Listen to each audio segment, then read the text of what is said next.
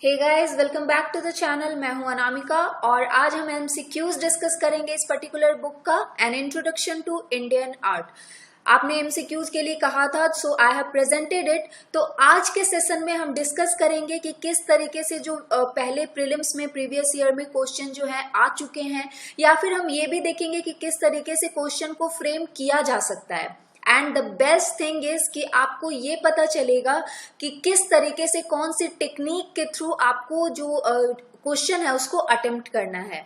एक बहुत इंपॉर्टेंट बात ये होती है कि जब आप ऑप्शंस को एलिमिनेट करना सीख जाते हो ना, तो आप एक राइट आंसर चूज कर पाते हो। सो मैं आपको इन एमसीक्यूज के द्वारा ये बताऊंगी कि किस तरीके से आप एक एमसीक्यूज में किसी ऑप्शन को एलिमिनेट करके अपना एक करेक्ट आंसर चूज कर सकते हो। ओके, और आप कमेंट बॉक्स में साइट कीजिएगा कि आपको कितने मार्क्स आपने यहाँ पे मिले हैं।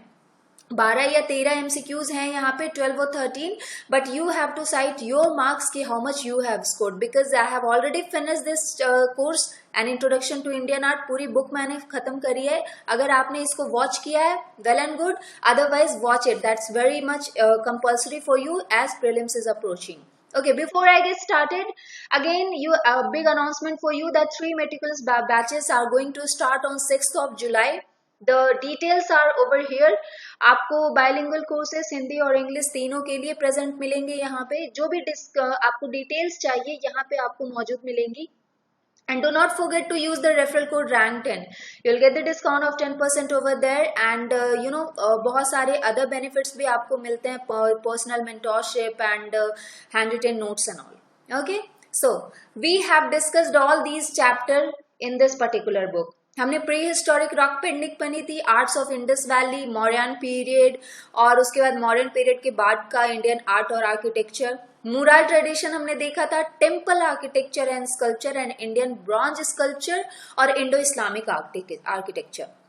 बट मैं आपको बता दूं कि जो प्रीवियस ईयर में क्वेश्चंस आए हुए हैं ना, वो 2 सेक्शन से ज्यादा आपको मिलेंगे। एक तो पोस्ट मॉडर्न ट्रेंड और दूसरा आपका temple architecture. That is very much important. तो आपको ये 2 चैप्टर कम से कम अच्छे से करने, but you never know, it's UPSC, so you can't say कि यहीं से क्वेश्चन आएंगे या फिर जो भी। ये सारे चैप्टर्स आपको अच्छे ढंग से करने होंगे। अगर आप डिटेल्स पढ़ लेते हो तो फिर आपको मतलब एमसीक्यू सॉल्व करने में हेल्प मिलता है।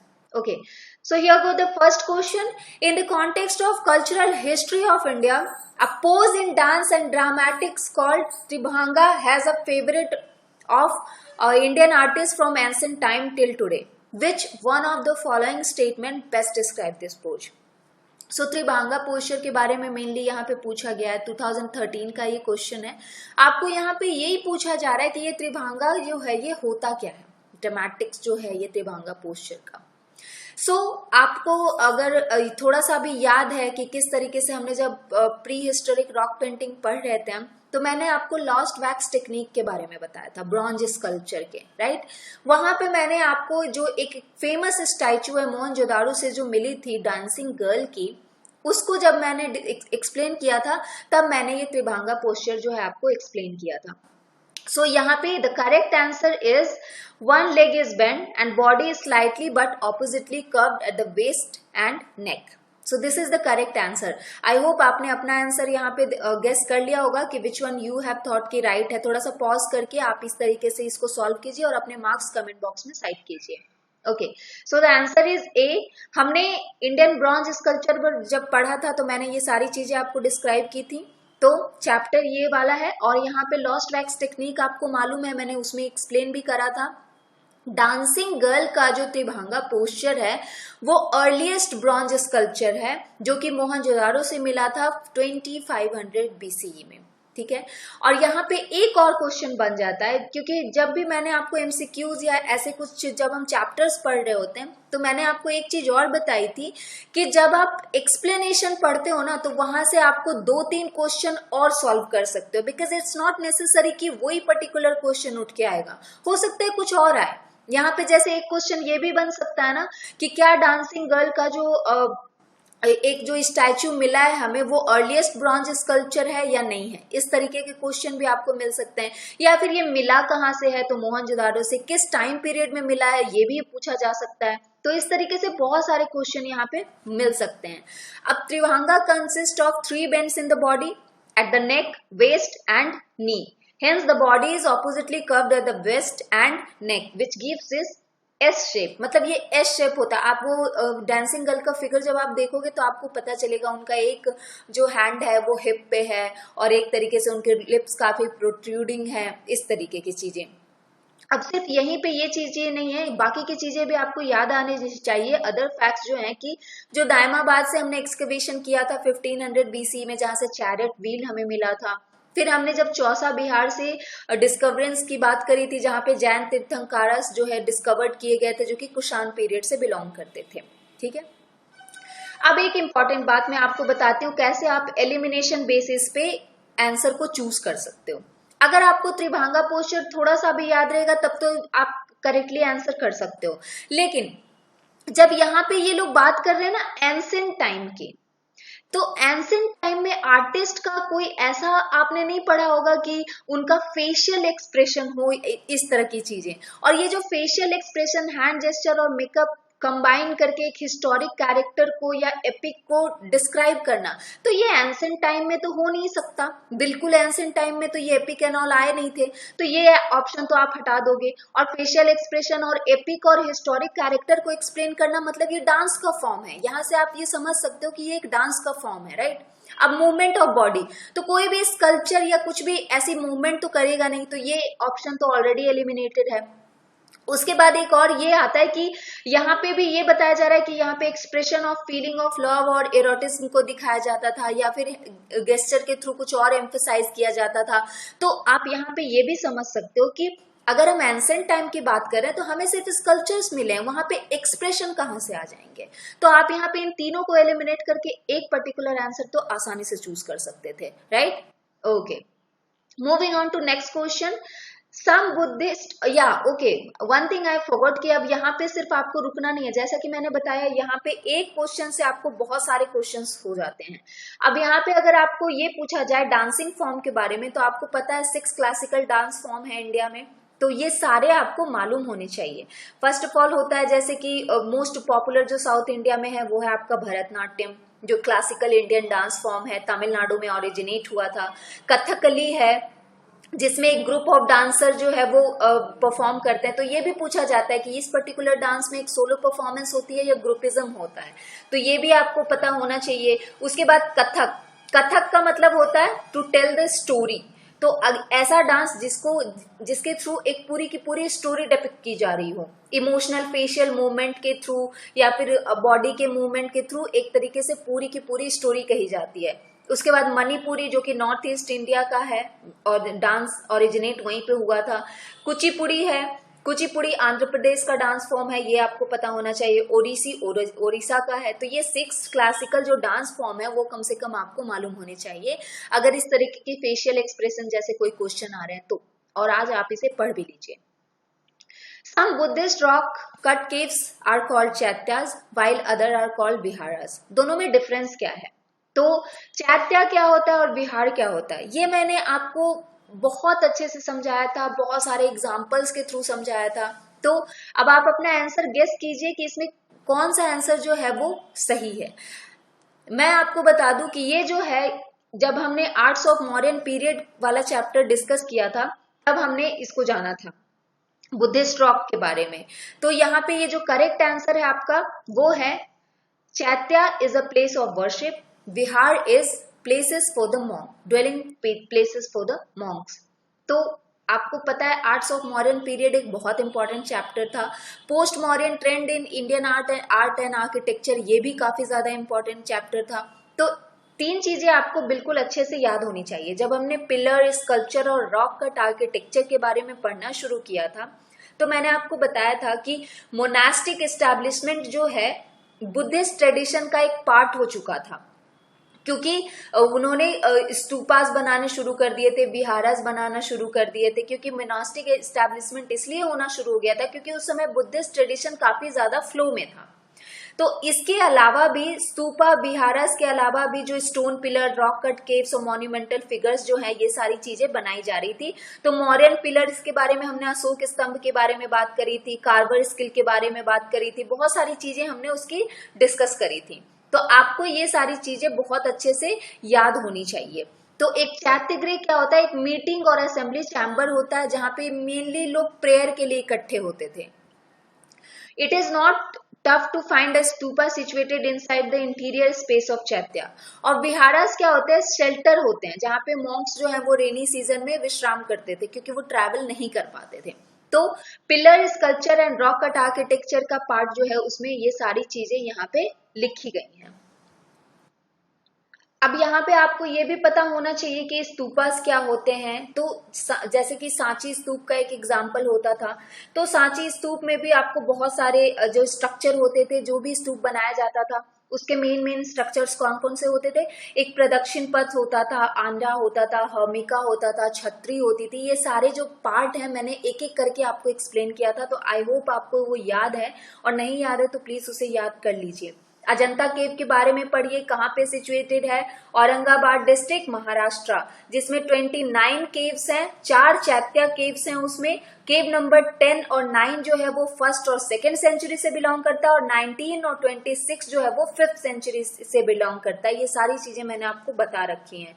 बिहारास भी वहां पे पाए जाते थे, चैत्यास भी वहां पे पाए जाते थे, और बहुत सारे जो किंग्स थे जिन्होंने पैट्रनाइज किया था, संरक्षण प्रदान किया था, जैसे कि बराह देव, उपेंद्र गुप्त या फिर मथुरा दास, इन लोगों के बारे में भी मैंने वहां पे बता रखा है। फिर आपको ये सारी इसके अलावा भी जब पिलर और स्कल्पचर और रॉक कट आर्किटेक्चर की बात आती है तो उस चैप्टर में भी हमने बहुत और चीजें जो हैं वो डिस्कस करी हैं, तो आप उसको एक बार जरूर देख लीजिएगा। Okay, moving on to next question, which one of the following describe best the concept of nirvana in buddhism? दो ये आर्ट एंड कल्चर से रिलेटेड नहीं है, लेकिन अगर स्तूप की बात आ रही है, अगर बुद्धिस्ट ट्रेडिशन की बात आ रही है, तो आपको बुद्धिज्म से बहुत सारे आप क्वेश्चन एक्सपेक्ट कर सकते हो, जैनिज्म से आप बहुत सारे क्वेश्चन एक्सपेक्ट कर सकते हो। तो अगर आपने ये देखा कि अगर ये लोग क्वेश्चन आपको आर्किटेक्चर से पूछ रहे हैं कि जो भी है स्तूपास या विहारास जो बनाए जाते थे उनमें डिफरेंस क्या है, तो वो रिलेटेड तो बुद्धिज्म से है ना, तो आप ये क्वेश्चन एक्सपेक्ट कर सकते हो कि अगले बार में आपको या तो बुद्धिज्म या जैनिज्म या फिर ब्राह्मणिज्म से क्वेश्चन आ सकते हैं। ठीक है, आज उन्होंने चैत्य और विहारा के बारे में पूछा है, लेकिन अगले हो सकता है ये पूछ सकते हैं कि ये पर्टिकुलर केव जो है वो किस रिलीजन्स को बिलोंग करता है, जैनिज्म, बुद्धिज्म या ब्राह्मणिज्म या फिर तीनों। इस तरह के क्वेश्चन आप एक्सपेक्ट कर सकते हो। सो निर्वाणा क्या होता है ना, यहाँ पे आप दो क्वेश्चन में भले दो आंसर्स में कंफ्यूज हो सकते हो। एक तो the complete annihilation of self, sorry, a state of bliss and rest, मतलब दुख से पूरी तरीके से आजाद हो जाना और पीस में रहना, और दूसरा extinction of flame of desire, मतलब दुख का जो मेन कारण होता है इच्छा, और अगर इच्छा को ही मार दो तो फिर दुख नहीं रहेगा। तो ये दो चीजों में आप कह सकते हो, क्योंकि ब्लिस भी अगर ये बात कह रहा है, ब्लिस का मतलब ही होता है कि दुख से मुक्ति पाना, तो ये दो चीजों में आप कंफ्यूज भले ही हो सकते हो, लेकिन जहां पे आपको ये डिजायर वर्ड दिखे ना, वो आपको, क्योंकि ये साफ साफ बुद्धिज्म में लिखा गया है डिजायर के बारे में, तो आप यहाँ पे भी आंसर जो है साफ साफ गेस कर सकते हो। Nirvana is a state of being without suffering, मतलब दुख से हटके अपने जीवन को व्यतीत करना इज ओनली निर्वाण की प्राप्ति करना। और ये सारी चीजें बुद्धिज्म के बारे में, कौन थे फाउंडर, कहाँ कहाँ पहला उनका सरमन हुआ, ये सारी चीजें आपको यहाँ पे मालूम होनी चाहिए, पढ़ लीजिएगा। Okay, one more question from Buddhism. With reference to history of ancient India, which of the following was or were common to both Buddhism and Jainism? अब देखा आपने 2013 में उन्होंने स्कल्पचर से पूछ लिया क्वेश्चन, और 2012 में उन्होंने बुद्धिज्म और जैनिज्म से डायरेक्ट क्वेश्चन पूछ रखा है। तो ये चीजें आपको एक हिंट देती हैं कि इन पार्ट्स को कम से कम आपको 2 से 3 बार अच्छे से पढ़ के जाना, और बहुत ही सिंपल सा इनका कॉन्सेप्ट है जिसमें कोई भी आपको माइंड लगाने की जरूरत ही नहीं होती है, राइट। ये बहुत ही आसानी से आप यहाँ पे आंसर चूज कर सकते हो। The first is avoidance of extremities, opinions and enjoyment, indifference to the authority of the Vedas and denial of efficacy of rituals. तो ये तीनों में से कौन से ऐसी चीजें हैं जो कॉमन थी दोनों में, बुद्धिज्म में भी और जैनिज्म में भी? तो आपको जहां तक बुद्धिज्म और जैनिज्म के बारे में थोड़ा सा भी अगर आइडिया है आपको, तो आपको ये जरूर पता होगा कि बुद्धिज्म के फाउंडर कौन थे और जैनिज्म के फाउंडर कौन थे। तो उस हिसाब से जो उनका व्यू था, जैसे 8 जो वहां पे बातें बताई गई हैं बुद्धिज्म में, और जैनिज्म में कि महावीर ने क्या दीक्षा दी थी। तो वो सारी चीजें आपको भले ही टू द पॉइंट याद नहीं हो, लेकिन इन ऑप्शन से आप जरूर कह सकते हो, क्योंकि आपको पता है कि बुद्धिज्म और जैनिज्म का जो है वो क्यों उभरे थे। वो क्योंकि वहां पे जो ब्राह्मणों का है वो बहुत ज्यादा बढ़ता जा रहा था, बहुत ज्यादा रिचुअल्स के नाम पे और पूजा पाठ के नाम पे बहुत ज्यादा चीजें जो है खराब हो रही थी। इसीलिए नॉर्मल लोगों के लिए जो है कि जो लोग अफोर्ड नहीं कर सकते हैं उतना, उसके लिए ये ब्राह्मण जो है ये बुद्धिज्म और जैनिज्म उभर के आया था। तो ऑफ कोर्स वो रिचुअल्स को डिनाई करेंगे, तो थर्ड इज डेफिनेटली करेक्ट। तो फर्स्ट तो ऑलरेडी हट गया, अब इन तीनों में से कोई एक हो सकता है। अब है avoidance of extremities of penance and enjoyment. हाँ, यहाँ पे आपको थोड़ा सा भले डाउट हो सकता है कि क्या दोनों इसके बारे में बात करते थे। और दूसरा है कि Vedas, of course indifference to the authority of Vedas के बारे में जैनिज्म ने भी बात करी है और बुद्धिज्म ने भी बात करी है। तो of course second is also correct. So अब बी और डी में बस आपको कंफ्यूजन होना है कि आखिर इन दोनों में से आंसर जो है वो कौन हो सकता है। अब आपको यहाँ पे पता चलेंगी ये बातें, ठीक है। Answer is B. क्यों, ये मैं आपको अभी बताती हूँ। सी, बुद्धिज्म और जैनिज्म दोनों ने चैलेंज किया था वैदिक रिलीजन और रिचुअल्स को। दोनों ने फोकस किया था नॉन वायलेंस को और मोरालिटी को। दोनों बिलीव करते थे कर्मा में और doctrine of transmigration of soul, आत्मा के ट्रांसमाइग्रेशन के बारे में बात वो करते थे। लेकिन दोनों में अगर सिमिलैरिटीज थे तो डिफरेंसेस भी थे। जैनिज्म यहाँ पे ये बिलीव करता था that everything in nature, even a stone या फिर वाटर, हर जीव में, दुनिया में जितनी चीजें प्रेजेंट है सब में जान होती है, सब में एक आत्मा होती है, सब में एक सोल होता है। लेकिन बुद्धिज्म ये बिलीव नहीं करता था कि हर चीज में सोल होती है, ठीक है। बुद्धिज्म इसमें बिलीव नहीं करता था। दोनों में थोड़ा सा डिफरेंसेस भी थे। दोनों रीबर्थ में यकीन करते थे कि पुनर्जन्म होता है, दोनों मोक्ष में यकीन करते थे, साल्वेशन में यकीन करते थे। ये तीनों चीजें जो हैं दोनों में कॉमन थी। वो दोनों का ये बिलीव था कि निर्वाणा या साल्वेशन जो है वो एक इंडिविजुअल को मिल सकता है, उसके लिए रास्ते उन्होंने बताए थे। दुख है तो दुख का कारण है, और दुख के कारण है तो उससे उबरने का उपाय है। ये सारी चीजें दोनों ने बताई थी। दोनों ने ब्राह्मणिक नेचर ऑफ हिंदुइज्म के खिलाफ बात करी थी, रिबेल किया था दोनों ने।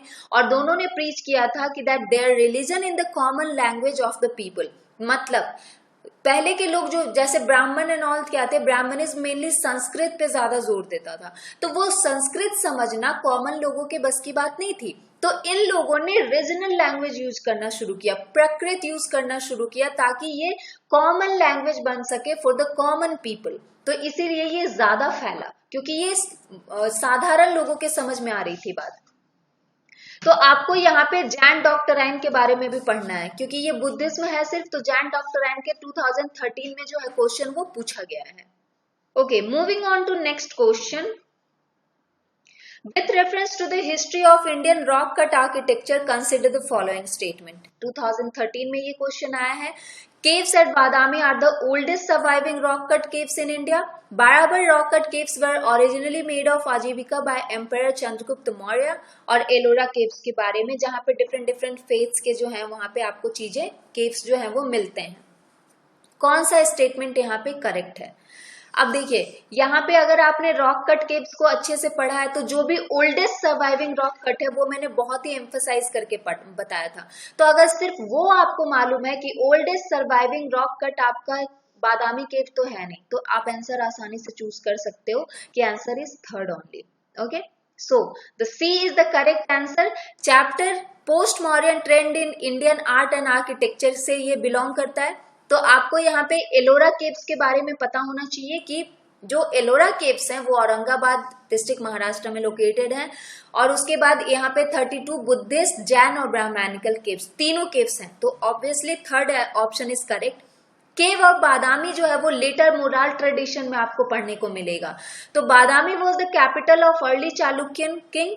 उसके बाद जब डिबाकता का रूल का डिक्लाइन होना शुरू हुआ था, तब चालुक्याज ने अपने आप को स्टैब्लिश किया था डेक्कन में।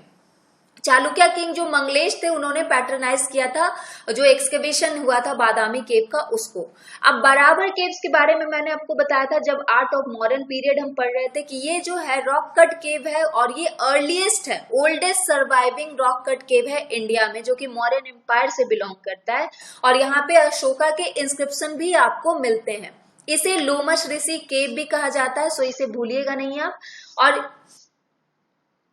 the facade of the cave is decorated with semicircular chaitya arc at the entrance। तो ये सारी चीजें आपको पता है और पता होनी भी चाहिए।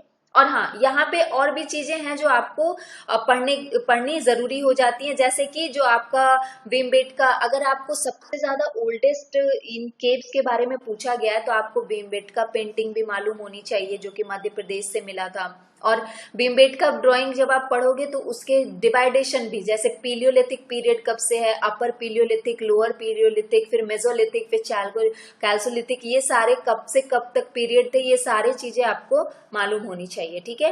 लार्जेस्ट नंबर जो पेंटिंग के इसी पीरियड में किस पीरियड में पाए गए हैं, मेसोलिथिक पीरियड में पाए गए हैं। तो इस तरीके से ये सारी चीजें भी आप साथ साथ पढ़िएगा ताकि आपका रिविजन भी होता रहे। तो भीमबेटका केव से और ये सारी चीजों से भी क्वेश्चन ऑलरेडी पूछे जा चुके हैं। तो आपको मैं बता दूं कि जैसे कि जब भीमबेटका केव्स आप पढ़ते हो ना तो वहां पे आपको एक क्वेश्चन और भी अराइज हो सकता है कि वहां पे किस तरीके की पेंटिंग मिली है, किस तरीके की चीजें वहां पे मिली हैं। तो आपको पता है कि वहां पे जब हम भीमबेटका के बारे में बात करते हैं, एक्सकवेशन के बारे में बात करते हैं, तो वहां पे जो एनिमल्स या फिर चीजें थी उनमें कुछ ही पर्टिकुलर एनिमल्स को वहां पे दर्शाया जाता था। और ज्यादातर क्या सीन्स होते थे, हंटिंग सीन्स वहां पे ज्यादा होते थे। लोग एरोस के साथ या बॉस के साथ जो है वो दिखाए जाते थे या पॉइंटेड स्टिक के साथ दिखाए जाते थे। कुछ लोग जानवरों को चेस कर रहे हैं, कुछ जानवर लोगों को चेस कर रहे हैं, ये सारे सीन्स होते थे।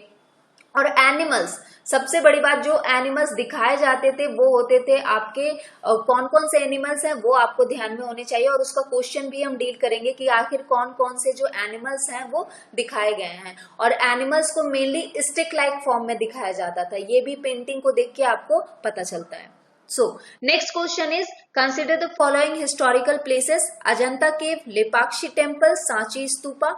तो इनमें से कौन सा जो है वो मुराल पेंटिंग से रिलेटेड है या फिर मुराल पेंटिंग के नाम से जाना जाता है। अब देखिए, स्तूप तो पेंटिंग हो नहीं सकती ना, तो third option is already eliminated. अब अजंता केव्स में क्या ऐसी कोई पेंटिंग पाई गई है या लेपाक्षी टेम्पल में ऐसी कोई पेंटिंग पाई गई है, ये आपको ध्यान में होना चाहिए।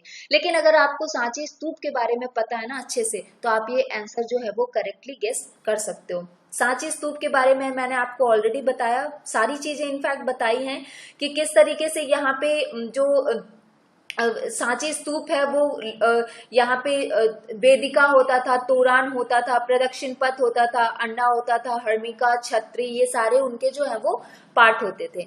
तो सांची स्तूप के बारे में ऑलरेडी आपको पता है। तो इसका आंसर जो है आप यहाँ पे देख सकते हो, answer is B only. So Lepakshi temple जो है वो मुराल पेंटिंग से, जो कि विजयनगर किंग्स के द्वारा बनाए गए, उनके टाइम पीरियड में बनाए गए थे, उनसे बिलोंग करता है। सांची स्तूप के बारे में हमने मौर्यन पीरियड में ऑलरेडी पढ़ रखा है, तो आपको पता है उसके बारे में। फिर हमने अजंता केव्स भी पढ़ रखा है। और यहाँ पे स्कल्पचर जो है चीजें, सांची स्तूप का जो लायन कैपिटल हमने सारनाथ का देखा था वो भी आपको पता है। और ये एक यूनेस्को वर्ल्ड हेरिटेज साइट है 1989 से और मध्य प्रदेश में लोकेटेड है। स्तूपा फर्स्ट जो है सांची का, उसे ग्रेट स्तूपा सांची कहा जाता है। It is most prominent and oldest. तो ये क्वेश्चन यहाँ पे ये भी बन सकता है कि क्या सांची स्तूप फर्स्ट जो है वो प्रोमिनेंट और ओल्डेस्ट है, और क्या यहाँ पे बुद्धा के रेलिक्स जो हैं वो मिलते हैं। It was build by Ashoka in 3rd century BC. एक क्वेश्चन यहाँ पे और भी बन सकता है कि क्या इसे अशोका ने 3rd सेंचुरी में बनाया था या कब बनाया था।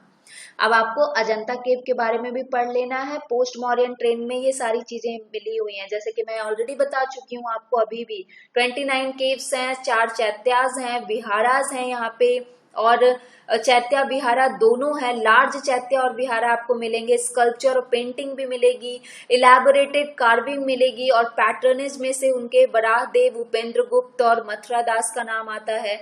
फिर हमने पेंटिंग जो है क्या चीजें को इंडिकेट करती थी वो भी बताया था, और किस तरीके से उसमें कलर्स यूज होते थे, ब्राउन, येलोइश ब्राउन या ग्रीनिश, इस तरीके की चीजें।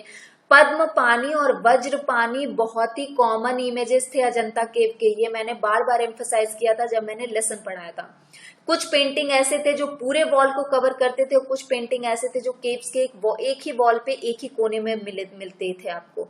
और ज्यादातर जो आपको एग्जाम्पल में आपको जैसे जातक या महाजनक जातक का नाम आता है, तो वहां पे एक ज्योग्राफिकली जितनी भी चीजें हैं वहां पे केव नंबर फर्स्ट में जब पद्म पानी बोधिसत्व को हमने डिस्कस किया था, तो हमने बताया था आपको कि फेमस एग्जाम्पल जो है पेंटिंग का वो केव नंबर फर्स्ट में मिला है पद्म पानी बोधिसत्व से, right. Okay, moving on forward. Question number 7. Which of the following characterizes the people of Indus Valley civilization? अब इंडस वैली के बारे में यहाँ पे आपको पूछा जा रहा है कि कौन सा जो है एक कैरेक्टरिस्टिक शो करता है। तो पहला प्री हिस्टोरिक रॉक पेंटिंग से तो सबसे पहले ये बिलोंग करेगा, आपको पता है। तो क्या इसमें होता था, ये आप आंसर चूज कर सकते हो। क्या यहाँ पे पैलेसेस और टेम्पल्स मिलते थे, या फिर मेल और फीमेल डिटीज की पूजा की जाती थी, और यहाँ पे horse drawn chariots in warfare. तो हॉर्स को लेके काफी ज्यादा मतलब 2015-16 में भी यूपीएससी में भी काफी ज्यादा इस क्वेश्चन को लेके एक शंका थी, जिसे यूपीएससी ने बाद में दूर भी किया था। तो ये तो आपको खैर पता हो गया होगा अगर आपने प्रिपरेशन अच्छे से करी है, या फिर आप करंट अफेयर्स से भी रूबरू रहते हो, तो ये चीजें तो आपको पता होंगी। So the answer here is B only, ठीक है। सो आंसर जब आप चूज करते हो ना, तो बहुत ही थोड़ा सा पहले आप क्वेश्चन को पढ़ो, उसको थोड़ा सा टाइम दो, उसके बाद आप क्वेश्चन को सॉल्व करो। पैलेसेस और टेम्पल्स तो एंशिएंट टाइम में मिलते ही नहीं थे, वो लोग नेचर की पूजा करते थे, नेचर का वर्शिप करते थे। तो आप पहला तो आप हटा दो, तो पहला अगर हटा दिया तो ए और सी तीनों हट गए। और उसके बाद एक ना एक फीमेल और फीमेल डीटीज के बारे में तो आपने पढ़ा ही होगा, तो आप डी भी आसानी से एलिमिनेट कर सकते हो। अगर आपको हॉर्स को लेके थोड़ा सा है भी डाउट भी, तो भी अगर आपने ये चीज दो चीजें बस जान ली कि टेम्पल और पैलेसेस तो थे ही नहीं, तो फर्स्ट और सी भी हट गया और उसके बाद डी भी हट गया, तो ऑप्शन बचता है सिर्फ B only. So no temples और रिलीजियस प्लेसेस वेर डिस्कवर्ड। और उसके बाद अर्थ को एक फर्टिलिटी गॉडेस के रूप में ये मानते थे, तो ऑब्वियसली फीमेल डीटी थी वो, और मेल डीटी जो थे उसे पशुपति महादेव कहा जाता था। फिर the people of Indus region also worship trees and animals, मतलब नेचर की वो ज्यादा पूजा करते थे।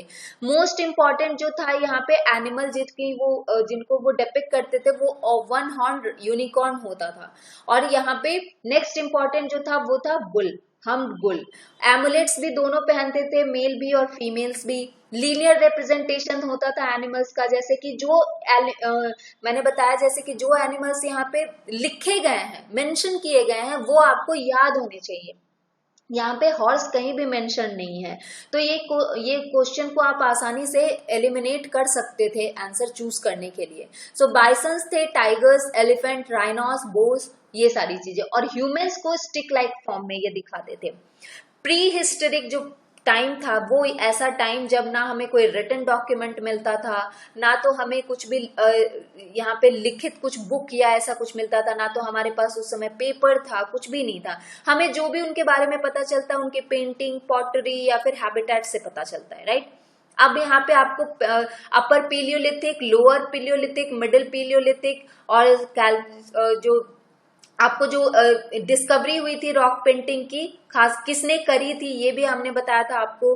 जो रॉक पेंटिंग, रॉक शेल्टर जो लखुदियार में मिला है आपको, फिर पेंटिंग कुपगल्लू में, पिकलिहाल में, तेकलाकोटा में मिला है, कर्नाटका में। ह्यूमन स्टिक लाइक फॉर्म में दिखाए जाते थे। मेनली जो डे टू डे लाइफ होती है उसकी डिपिक्शन ज्यादा होती थी, कि लोग हंटिंग कर रहे हैं, बच्चे खेल रहे हैं, महिलाएं बैठी हैं, इस तरीके के सीन्स जो हैं वो स्टिक लाइक फॉर्म्स में दिखाए जाते थे। मोस्टली व्हाइट और रेड ऑकरे का यहाँ पे इस्तेमाल होता था कलर्स का। और बुल्स, सांबर्स, एलिफेंट, शीप, गोट और ये सारी जो स्टाइलिश्ड ह्यूमंस और ट्राइडेंट्स हैं ये यहाँ पे डिपिक्ट किए जाते थे। पेंटिंग जो विंध्या रेंज का है, मध्य प्रदेश में से उत्तर प्रदेश तक जो एक्सटेंड करता है, उसमें सबसे ज्यादा भीमबेटका पेंटिंग जो है वो इम्पॉर्टेंट है, जो कि आपका 1000 AD तक पीरियड तक वो काउंट करता है। अपर पीलियोलिथिक, मेसोलिथिक और लोअर पीलियोलिथिक, ये सारी चीजें आपको पढ़ लेनी है, आज ही के आज ही से पढ़ लीजिएगा, ठीक है। Okay, moving on to next question. या एक्सप्लेनेशन और ऑलरेडी हियर, तो आप इसे पढ़ सकते हो, ज्यादा टाइम मैं यहाँ पे नहीं लूंगी। With reference to the Indian history of art and culture, आप इसको मैच करिए, ठीक है। तो यहाँ पे जब आपको मैच करने के लिए पूछा जाता है तो यहाँ थोड़ा सा आप यहाँ पे कंफ्यूज हो सकते हो, लेकिन ज्यादा कंफ्यूजन भी इस टाइप के क्वेश्चन में नहीं है। लेकिन हाँ, मैं आपको इतना जरूर बताऊंगी कि अगर आप ज्यादा अनश्योर होते हो अपने आंसर को लेके, स्किप दैट क्वेश्चन। कोई भी अटेम्प्ट करने की वहां पे जरूरत नहीं होती है, कोई भी रिस्क लेने की जरूरत नहीं होती है, आप उसे स्किप कर सकते हो। अगर कोई भी आपको ऐसा लगता है कि नहीं मैं बहुत ज्यादा कंफ्यूज हूं, तो 50-50 आप लेके चल सकते हो, लेकिन आपको 60-40 का ratio I don't think is worth of. A grand image of Buddha's Mahaparinirvan with numerous celestial musician above, ये कहाँ पे दिखाया गया है? अजंता में। अ ह्यूज इमेज ऑफ बड़ा अवतार और विष्णु का, ये माउंट आबू में दिखाया गया है या नहीं? अर्जुनास पीनिस, डिसेंट ऑफ गंगा, ये सारी चीजें कहाँ पे मिलती हैं? ममलापुरम में मिलती हैं या नहीं? 2014 का ये क्वेश्चन है। अब इसके एक्सप्लेनेशन से आपको ये सारी चीजें पता चलेंगी कि क्वेश्चन आखिर कहना क्या चाह रहा है। Answer is C, 1 and 3। Second गलत है, क्योंकि जब हम बड़ा अवतार के बारे में पढ़ते हैं ना, तो बड़ा अवतार इज जहां आपको उस केव से मिलता है, उदयगिरी केव से मिलता है, जो कि गुप्ता पीरियड से बिलोंग करता है, विदिशा में लोकेटेड है, मध्य प्रदेश में। 14 केव है यहाँ पे, और यहाँ पे केव नंबर 5 जो है विदिशा का, वो डेडिकेटेड है बड़ा अवतार ऑफ विष्णु को। जो यहाँ पे उदयगिरी के साथ उदयगिरी खानदारी केव है, वहां पे भी काफी ज्यादा इंपॉर्टेंट चीजें आपको मिलती हैं, जिसमें से कि मेडाइवल जो है कार्विंग ऑफ 24 जैन तीर्थंकारा, वो चीजें यहाँ पे मिलती हैं। अब यहाँ पे आपको रिलेटेड चीजें जो पढ़ लेनी है, उसमें है दशावतार विष्णु टेम्पल के बारे में पढ़िए, जो कि आपको देवघर यूपी में मिला है। और बाकी चीजें भी यहाँ पे आप यहाँ से जो भी आप बड़ा अवतार के बारे में पढ़ना चाहते हो या आगे की चीजें पढ़ना चाहते हो, ये आप यहाँ पे कंप्लीट कर लीजिएगा। Okay, moving on to next question. Nagara, Dravida और विसारा, ये क्या है? टेम्पल आर्किटेक्चर का सबसे पहला चीज था, सबसे पहला लाइन यही था कि they are the 3 main style of Indian temple architecture. So answer is C only, ठीक है। तो टेम्पल आर्किटेक्चर जब हमने बताया था, तो मैंने आपको बताया था कि यहाँ पे 3 डिवाइडेशन किए गए हैं टेम्पल आर्किटेक्चर की। अगर आप बात करते हो तो there are many sub division of Nagara temple also. उनके शेप, जो शिखर का शेप होता था, उसके आधार पे इनका जो है वो डिपिक्शन किया जाता था। अब यहाँ पे आंसर आई थिंक थोड़ा सा आगे पीछे हो गया, या फिर कुछ तो हुआ है, बिकॉज ओके, डिस्कस करते हैं, खैर आंसर से आपको पता चल जाएगा। टेम्पल आर्किटेक्चर और sculpture, basically 3 kind of temple architecture आपको मिलेंगे। नगारा स्टाइल आपको नॉर्दर्न इंडिया में मिलता है, और सदर्न इंडिया में आपको द्रविड़ा स्टाइल मिलता है। और दोनों का जो हाइब्रिड होता है, जो इंडिपेंडेंट स्टाइल है, जो दोनों को मिक्स करके बनाया गया, उसे हम विसारा स्टाइल कहते थे। सबसे इंपॉर्टेंट हमने बात करी थी गर्भगृह के बारे में, जो कि हमेशा टॉलेस्ट स्टार के अंडर में लोकेटेड होता था, जो कि आपका नगारा टेम्पल आर्किटेक्चर का एक प्रोमिनेंट फीचर था। अर्लीस्ट टेम्पल में सबसे पहले जो होते थे एक ही शिखर होते थे, लेकिन बाद में चल के लेटर धीरे धीरे जब टाइम पीरियड बढ़ने लगा, तो शिखर का जो है वो बढ़ाया जाने लगा, 2, 3, 4 ऐसे किए जाने लगे। द्रविड़ा टेम्पल में जो एंट्रेंस गेटवे होता था वो गोपुरम होता था। ये मैंने आपको बहुत अच्छे से फिगर में समझाया था कि गोपुरम क्या होता है और शिखर क्या होता है। शिखर को ही साउथ में जाके गोपुरम का ऐसा कहा जाता है। शिखर गोपुरम इज द एंट्रेंस। तो गर्भगृह जो लोकेटेड होता था वो सबसे टॉलेस्ट स्टार के उसी बिल्डिंग में जो है लोकेटेड होता था, और यहाँ पे गोपुरम का काफी ज्यादा यहाँ इंपॉर्टेंस था। शेप जो था मेन टेम्पल टावर का, उसे विमान कहा जाता था, और विमान को जो है शिखर कहा जाता है नगारा स्टाइल में। वही सदर्न स्टाइल में इसे विमान कहा जाता है। ये आपका डिफरेंस है छोटा सा। फिर नॉर्थ इंडिया में आपको जो मिथुन्स के इमेजेस या फिर रिवर गॉडेस जैसे गंगा, यमुना, ये गार्डन के रूप में आपको मिलेंगे। लेकिन साउथ इंडिया में नहीं, साउथ इंडिया में आपको डिफरेंट चीजें एज अ गार्जियन मिलेंगी। जो कि मेन डोर पे लोकेटेड होते थे। सब्सिडरी लाइन मिलेंगे, लेकिन साउथ इंडियन टेम्पल में एक जो सबसे इंपॉर्टेंट चीज मानी जाती है वो था वाटर रिजर्वायर का होना या फिर टेम्पल टैंक का होना। कॉम्प्लेक्स के अंदर में ही एक आपको वाटर टैंक मिलता था। ये साउथ इंडिया का एक प्रोमिनेंट फीचर है, ये ध्यान में रखिएगा। और मेन टेम्पल जो है गर्भगृह का वहां पे कैसा होता था, या फिर जो आपके बहुत सारे टेम्पल आर्किटेक्चर में हमने बहुत सारे टेम्पल को डिस्कस भी किया था, तो वो सारी चीजें आप एक एक करके पढ़िएगा। पल्लवास के टाइम में जो था वो किस टाइप के वहां पे होते थे बिल्डिंग्स, चोलास के टाइम में किस तरीके के बिल्डिंग्स होते थे, और ये सारी चीजें आपको पढ़ लेनी है। Okay, moving on to next question. Which of the following are the architecture form of Nagara temple. तो नगारा टेम्पल जब आप डिस्कस करोगे तो मैंने आपको बताया था कि नगारा टेम्पल आर्किटेक्चर में शिखर के बेस पे, उनका जिस टाइप का शिखर है उसके बेसिस पे उनके सब डिवीजन किए गए हैं। तो उनमें ये तीनों आते हैं या नहीं, यही आपसे पूछा जा रहा है। लैटिना, फमसा और वलाबी, क्या ये तीनों उसमें शामिल हैं या नहीं? So the answer is yes, ये तीनों यहाँ पे शामिल हैं। There is many sub division for this temple, जो कि उनके शेप पे डिपेंड करता था, शिखर के शेप पे। डिफरेंट नाम से वो डिफरेंट पार्ट्स ऑफ इंडिया में जाने जाते हैं। तो मोस्ट कॉमन जो है आपका, जो सबसे ज्यादा फेमस है, वो है आपका शिखर, जो कि स्क्वायर होता था बेस पे, और उनके वॉल्स काफी ज्यादा कर्विंग होते थे, और टॉप पे जाके उनका जो है लैटिना या फिर रेखा प्रसाद स्टाइल शिखर का देखने को मिलता था। दूसरा जो है आपका सहाना वाला बिल्डिंग, वहां पे आपको ब्रॉडर और शॉर्टर चीजें देखने को मिलती हैं। बलाबी में आपको रेक्टेंगुलर बिल्डिंग देखने को मिलती है, और उनके जो एज होती है वो वॉल्टेड चैम्बर की, वो राउंड होती है। वहां पे बैम्बू या वुडन वैगन भी आपको देखने को मिलते हैं, या फिर आपको बुलक्स भी मिलेंगे जो कि एंशिएंट टाइम में ड्रॉ किए जाते थे। तो इस तरीके से इनका जो है सब डिवीजन वो ध्यान में रखना है आपको। Moving on to next question. Lord Buddha's image is sometimes shown with the hand gesture called Bhumi Sparsh Mudra. ये क्या सिंबलाइज करता है? ये आपका 2012 का क्वेश्चन है। तो आपने अगर बुद्धा टेम्पल के बारे में पता है आपको तो ठीक है, और अगर नहीं आपको पता है तो इसे जरूर एक बार पढ़िएगा जरूर। और हाँ, इस क्वेश्चन के बारे में भी और भी चीजें आपको पढ़ने की जरूरत पड़ेगी, जैसे कि वेसारा स्टाइल या फिर इस तरीके की चीजें जब आप पढ़ रहे हो तो आपको वेसारा टेम्पल आर्किटेक्चर जो है उसमें ये जरूर देखिएगा कि चालुक्याज ने कौन कौन से टेम्पल्स बनाए थे, चोलाज ने कौन कौन से बनाए थे। पल्लवाज का सबसे ज्यादा जो था नरसिम्हवर्मन फर्स्ट ने जो बनाया था, जिसे मम्मला भी कहा जाता था, तो मम्मलापुरम उन्हीं के नाम पे पड़ा था। सो ये चोलाज ने काफी ज्यादा आर्ट टेम्पल आर्किटेक्चर में अपना योगदान दिया था, जिसमें बृहदेश्वरा टेम्पल जो है तंजौर का, वो काफी ज्यादा फेमस है, जिसे राजराजेश्वरा टेम्पल भी कहा जाता है। ये भी क्वेश्चन आ सकता है, ये पर्टिकुलर टेम्पल किसने बनाया था।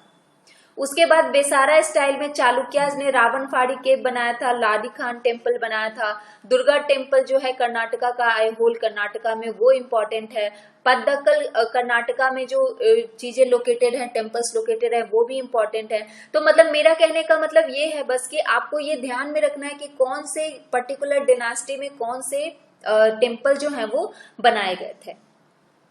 ओके, हम डिस्कस कर रहे थे नेक्स्ट क्वेश्चन इसके बारे में। तो भूमि स्पर्श मुद्रा जो है वो आपका ये किससे रिलेटेड है? तो अगर आपने इसको पढ़ा है तो ठीक है, अगर नहीं पढ़ा है तो यहाँ पे आंसर है आपका बुद्धा's calling of the earth to witness his purity and chastity despite the temptation of Mara। मतलब मारा जो है वो बुद्धा को डिस्टर्ब करने की कोशिश करती हैं, लेकिन बुद्धा जो है वो अपने प्यूरिटी को और अपनी चीजों को विटनेस करने के लिए अर्थ की तरफ इस तरीके से उन्होंने अपना हैंड का जेस्चर कर रखा है। ये आप फिगर देखोगे तो आपको पता चलेगा। Answer is B. और ये आपके पोस्ट मॉडर्न ट्रेंड जब हमने पढ़ा था मथुरा और गांधारा स्कूल ऑफ आर्ट, तो उसमें हमने डिफरेंट जो है फीचर्स डिस्कस किए थे, और डिफरेंट जो मुद्रास थे बुद्धा के वो डिस्कस किए थे। अब यहाँ पे मैं आपको बता दूं, सबसे पहले जो पढ़ने वाली बात आपके लिए होगी वो गांधारा आर्ट ऑफ स्टाइल, जिसे ग्रीको रोमन और एंड इंडियन स्टाइल भी कहा जाता है, और Greco Buddhist school of art भी इसे कहा जाता है। थीम्स क्या होते थे गांधारा स्कूल के? वो मेनली बुद्धिस्ट होते थे, और इनके जो स्कल्पचर होते थे बुद्धा के, वो डिफरेंट साइजेस, शेप्स और पोस्चर्स में बनाए जाते थे। इनके जो रिलीफ्स थे वो क्या डिपिक्ट करते थे, या तो बुद्धा के बर्थ को, या फिर उनकी प्रीचिंग को, या उनके रेनन्सिएशन को, ये सारी चीजों को वो डिस्कस करते थे, मतलब डिपिक्ट करते थे। मेन थीम क्या होता था, जब न्यू फॉर्म ऑफ बुद्धिज्म, जो महायाना बुद्धिज्म का फॉर्म आया था, तो उसमें मेन थीम क्या होता था, जो evolution of an image of Buddha का, मतलब एक ऐसा बुद्धा का इमेज इवॉल्व करना जो कि डिफरेंट हो। उसके बाद हमने बहुत सारे, जैसे ड्रेपरी के बारे में हमने देखा था कि उनके बोल्ड फॉल्ट लाइंस होते थे, फीचर्स और उनकी एक्सटर्नल ब्यूटी काफी अलग होती थी गांधारा आर्ट में, और दोनों में डिफरेंस क्या था। तो बहुत सारे मुद्रास जो है बुद्धा के गांधारा आर्ट में दिखाए गए हैं, जिसमें से कि आपको अभय मुद्रा होता है, जिसमें अभय मुद्रा मतलब डोंट फियर वाली मुद्रा, फिर उसके बाद ध्यान मुद्रा मेडिटेशन वाली, धर्म चक्र मुद्रा जिसमें एक प्रीचिंग मुद्रा है बुद्धा का, वो दिखाया गया है, और भूमि ये आपका भूमि जो स्पर्श मुद्रा है टचिंग द अर्थ, वो आपका गांधारा फॉर्म का ही वो पार्ट है। उसके बाद आपको टाइप ऑफ स्कल्पचर में मथुरा आर्ट के बारे में भी पढ़ना है कि मथुरा आर्ट में क्या क्या क्या चीजें रिलीजियस, जो ब्राह्मणिज्म, जैनिज्म और बुद्धिज्म तीनों इसमें दिखाए जाते थे, और जो बुद्धा की image Mathura school of art में थी वो काफी ज्यादा डिफरेंट थी। विष्णु और शिवा का रिप्रेजेंटेशन वेपन्स के साथ होता था, और बुद्धा के इमेजेस भी ये बनाते थे, यक्षास, यक्षनी, सैवाइट, वैष्णवाइट डीटीज, ये सारे ये लोग स्कल्प करते थे।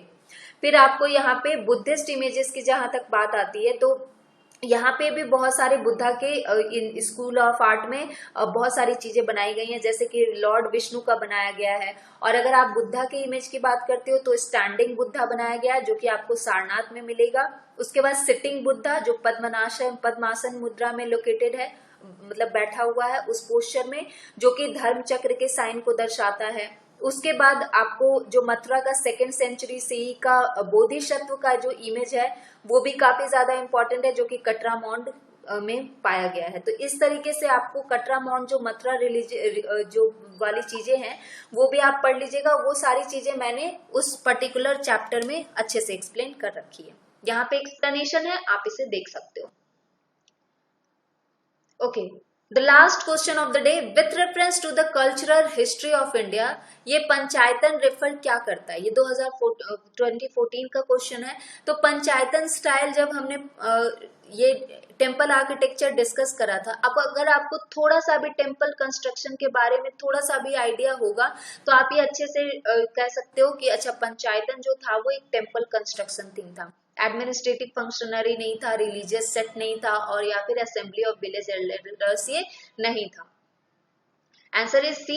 पोस्ट मॉडर्न ट्रेंड में हमने इसको बहुत ही हाईलाइट करके पढ़ा था। एक आर्किटेक्चरल स्टाइल था वो, जहाँ पे मेन श्राइन जो है वो रेक्टेंगुलर प्लेन में के अंदर बनाया जाता था, और उसके चारों कॉर्नर पे 4 छोटे छोटे जो श्राइन्स है वो बनाए जाते थे, और वो 4 और 1 मिलके जो 5 बनाते थे, इसीलिए पंचायतन स्टाइल से कहा जाता था। सबसे अच्छा एग्जाम्पल इसका है आपका दशावतार विष्णु टेम्पल, देवघर यूपी में जो लोकेटेड है। इसे आप जरूर से पढ़ लीजिएगा, काफी ज्यादा ये इंपॉर्टेंट होगा, यहाँ पे आप इसका देख सकते हो। एक और क्वेश्चन है, last question, anda harmika chhatri are the part of which of the following architectural form? ये भी आपसे पूछा जा सकता है। तो बहुत ही सिंपल है, जब हमने स्तूप की बात करी थी, जब हमने स्तूपास डिस्कस किए थे, तो ये सारे पार्ट्स मैंने कम से कम तो 10 बार नहीं 20 बार बोले होंगे, तो अच्छे से आपको पता है कि ये बुद्धिस्ट स्तूपास के पार्ट हैं। आप देख सकते हो, ये ऊपर वाली जो होती है, सबसे ऊपर वाली इसे छतरी कहते हैं। इसके नीचे जो ये रेक्टेंगुलर प्लिंथ होता है, इसे हम हर्मिका कहते हैं। ये जो गोल सा यहाँ पे होता है उसे अंडा, ये वाला पार्ट जो हाफ सर्कुलर है, इसे अंडा कहते हैं हम। उसके बाद ये आपका द्वार जो होता है, इसे हम तोरान कहते हैं। इसे हम, ये रेलिक को हम मेदी कहते हैं, और इसके चारों तरफ जहां ये चक्कर लगाते थे उसे प्रदक्षिण पथ कहते हैं। तो ये सारी चीजें आपको ऑलरेडी पता है। वॉल का भी एनक्लोजर वॉल जो होता था वो भी यहाँ पे प्रेजेंट होता था। तो ये सारे नॉमेनक्लेचर आपको मालूम होने चाहिए स्तूपास से जो रिलेटेड है। तो ये सारे इसी के पार्ट हैं। टाइप योर मार्क्स कि आपको 13 में कितने मार्क्स आपने, कितने आंसर्स आपने सही करे हैं, सो दैट मुझे भी लगेगा कि ये पूरा कोर्स आपके लिए प्रेजेंट करना एक सक्सेसफुल जर्नी रहा। ओके, और अगर आप कुछ और एमसीक्यूज चाहते हो तो type it in comment box, that also I will take care of. And अभी से एनसीईआरटी की समरी स्टार्ट होगी, जो कि आपको पूरी तरीके से प्रीलिम्स बेस्ड होगी कि किस तरीके से आपको एनसीईआरटी, आपको एक शॉर्ट समरी करनी है रिवीजन के लिए, ताकि आप प्रीलिम्स तक के लिए अपने आप को प्रिपेयर कर सको। ये कल से या फिर डे आफ्टर टुमारो से आई विल स्टार्ट इट। थोड़ा सा अगर डिले होता भी है लेसन अपडेट होने में, so do not get worry of that because I am involve in some personal stuffs of mind. So आप और भी अगर आपको कुछ पूछना है या कुछ भी आपको बताना है तो comment box is available for you, feel free to ask it. It's Anamika signing off. Take care guys. Bye bye. Have a nice time.